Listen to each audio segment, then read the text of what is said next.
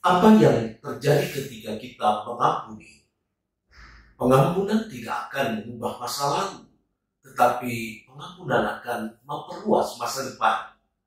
Kata-kata tersebut merupakan kutipan catatan akhir seorang korban penembakan Virginia, Mary Karen.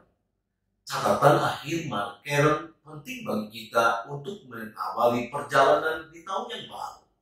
Catatan akhir Mary Karen bagaikan sebuah wasiat bagi kita semua.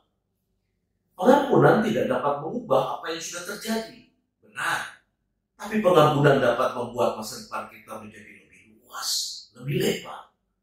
Kalau kita ingin tahu 2023 dilalui dengan ringan, penuh energi dan vitalitas, maka kita diajak untuk menanggalkan beban-beban kehidupan. Orang yang tidak mau mengampuni ibarat orang yang mau bertanding tetapi tidak mau menanggalkan beban yang ada di pundaknya. Bagaimana dia bisa memenangkan pertandingan kehidupan apabila dia bertanding sambil memikul beban? Orang yang tidak mengampuni bagaikan orang yang membiarkan dirinya diikat oleh sebuah peristiwa. Padahal di depan Tuhan, di dalam perjalanan kita, menyediakan berbagai peristiwa yang indah, tapi ternyata tidak bisa dinikmati karena kita dipenjara atau diikat oleh satu peristiwa yang menoreh luka di hati kita. Banyak di antara kita sulit mengampuni karena rasa sakit itu dibuat oleh orang yang begitu dekat. Orang-orang yang kita percaya, bisa dia anggota keluarga kita, bisa dia seorang sahabat kita, bisa juga ia orang yang menjadi teladan atas hidup kita.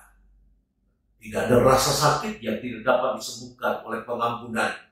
Kalau kita mengalami sakit, kita yang teramat berat, pandanglah Yesus yang tergantung di atas kayu salib.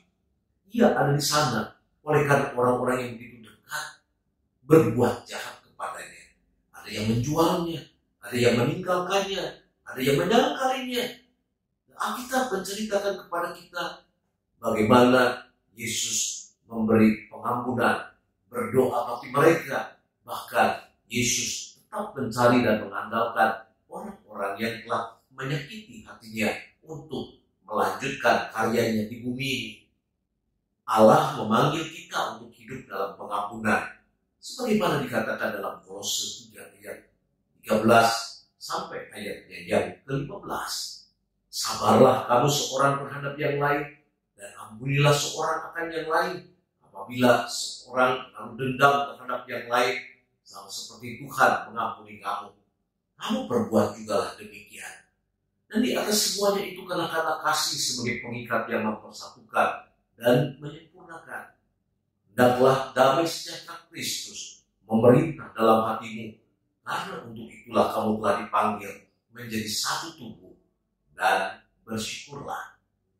Saudara-saudara, mari kita jadikan tahun 2023 menjadi tahun yang ringan untuk dilalui. Bukan karena tidak ada tantangan, bukan karena tidak ada persoalan yang menghadap, tetapi karena energi yang Tuhan anugerahkan, kita persiapkan untuk menghadapi tantangan di dalam pertolongan Tuhan. Tuhan Yesus